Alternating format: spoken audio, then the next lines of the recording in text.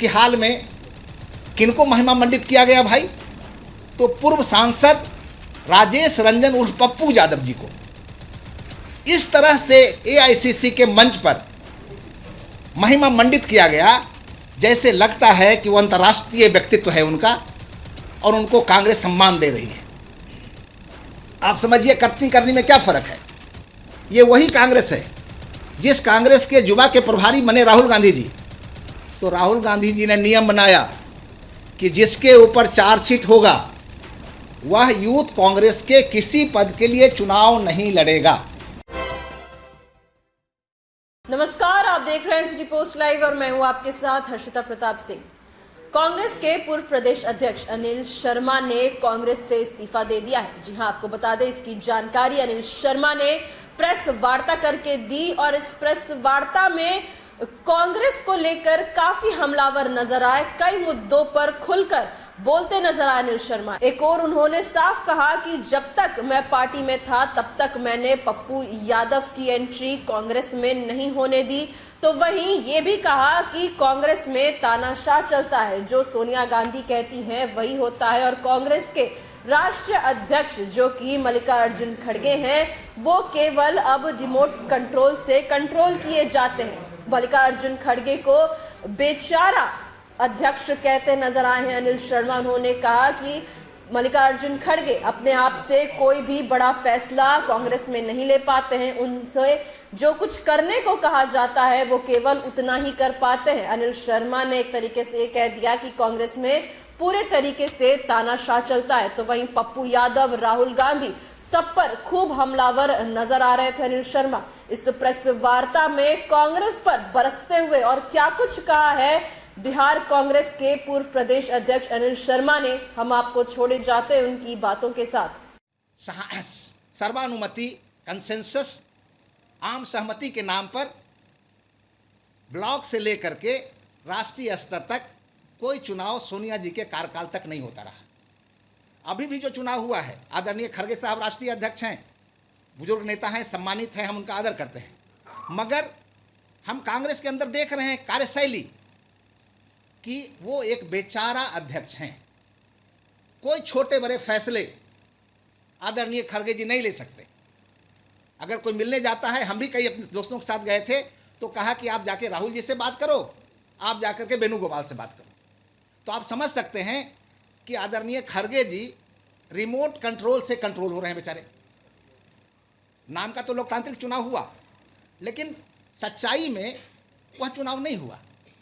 कम से कम तो सीताराम केसरी जी बिहार के थे, हम सम्मान करते हैं, वो तो 92% वोट से जीते थे भाई, डायरेक्टली इलेक्टेड प्रेसिडेंट थे। लेकिन आंतरिक लोकतंत्र जिस पार्टी का में खुद नहीं है, वह अगर लोकतंत्र बचाने की लड़ाई करती है, लड़ाई लड़ती है, तो स्वाभाविक है जनता समझेगी ना भाई कि आखिर आपके कथनी और करनी में कितना फ़र्क है। अभी जैसे पूरे देश में आप लोगों ने पूरा प्रचार किया, हम लोग भी हिस्सा लिए। हम तो कन्याकुमारी भी गए थे, कन्याकुमारी से कई यात्रा भी किए, हम श्रीनगर भी गए थे, अभी भी यात्रा में शामिल हुए। जो राहुल जी के नेतृत्व में भारत जोड़ो यात्रा हुआ और उससे एक नारा निकला मोहब्बत की दुकान लगाने का। मैं समझता हूं कि सचमुच अगर राहुल गांधी जी मोहब्बत की दुकान का असर देखना चाहते थे और उससे जनता को लाभान्वित करना चाहते थे या चाहते हैं, तो राहुल गांधी जी को जम्मू कश्मीर, जहां आतंक की प्रकाष्ठा है, जहां एक समुदाय सिर्फ और सिर्फ घृणा की राजनीति करता है, नफरत की राजनीति करता है, सोच रखता है, वहां जाकर राहुल गांधी जी को मोहब्बत की दुकान लगानी चाहिए।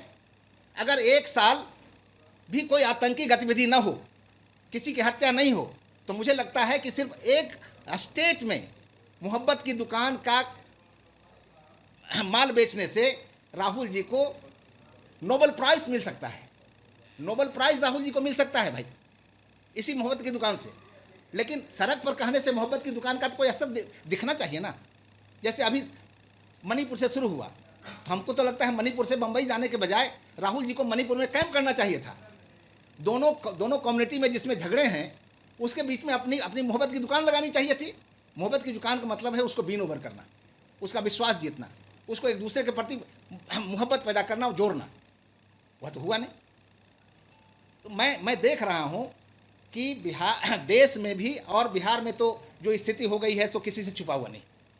बिहार में मैं समझता हूँ कि एक परमानेंट सेटलमेंट कांग्रेस और आरजेडी के साथ हो गया है। जब तक के लालू जी और सोनिया जी का जीवन रहेगा और जब तक के राहुल जी और तेजस्वी यादव का जीवन रहेगा, तब तक के बिहार में कहीं से आरजेडी और कांग्रेस का गठबंधन टूट नहीं सकता है।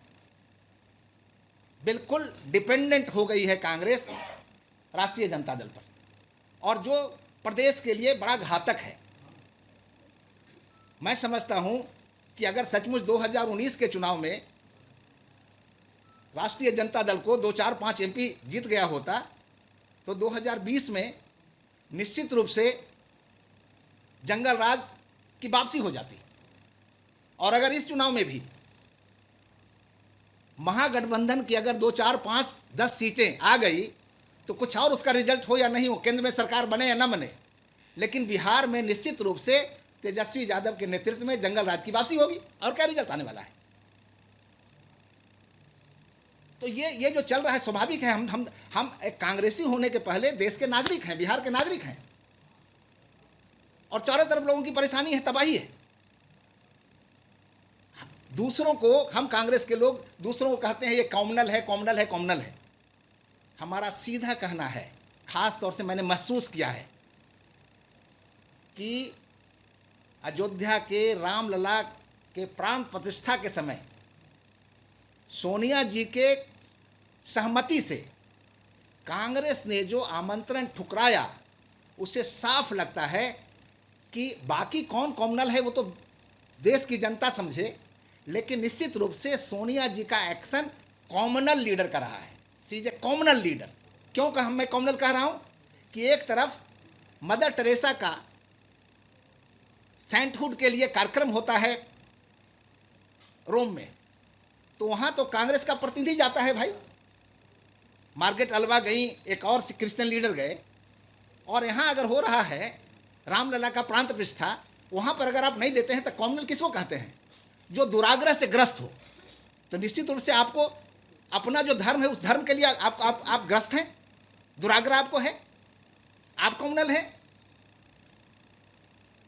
तो ये जो सिर्फ नारे की बात है, तो स्वाभाविक रूप से कांग्रेस अगर रिजेक्ट हो रही है प्रदेश में, देश में, उसका मूल कारण है कि कांग्रेस पार्टी के करनी और कथनी में बहुत बड़ा फर्क है। और ये बात सिर्फ मैं नहीं कहता, कांग्रेस पार्टी ने 2014 की हार के बाद फाइंडिंग कमेटी बनाया था। ए.के. एंटोनी थे उसके चेयरमैन, और ए.के. एंटोनी ने कहा कि चूंकि हमारा माइनॉरिटी की तरफ इतना एक्सट्रीम झुकाव है, उसका रिजल्ट हुआ है 2014 का रिजल्ट। तो इस तरह से जो सारी बातें हो रही है, तो लाजमी तौर पर मैं समझता हूं। और उसके बाद इधर आपने देखा, खुद ही देखा कि हाल में किनको महिमा मंडित किया गया भाई? तो पूर्व सांसद राजेश रंजन उर्फ पप्पू यादव जी को इस तरह से एआईसीसी के मंच पर महिमा मंडित किया गया, जैसे लगता है कि वो अंतर्राष्ट्रीय व्यक्तित्व है उनका, और उनको कांग्रेस सम्मान दे रही है। आप समझिए कथनी करनी में क्या फर्क है। ये वही कांग्रेस है जिस कांग्रेस के युवा के प्रभारी बने राहुल गांधी जी। तो राहुल गांधी जी ने नियम बनाया कि जिसके ऊपर चार्जशीट होगा वह यूथ कांग्रेस के किसी पद के लिए चुनाव नहीं लड़ेगा।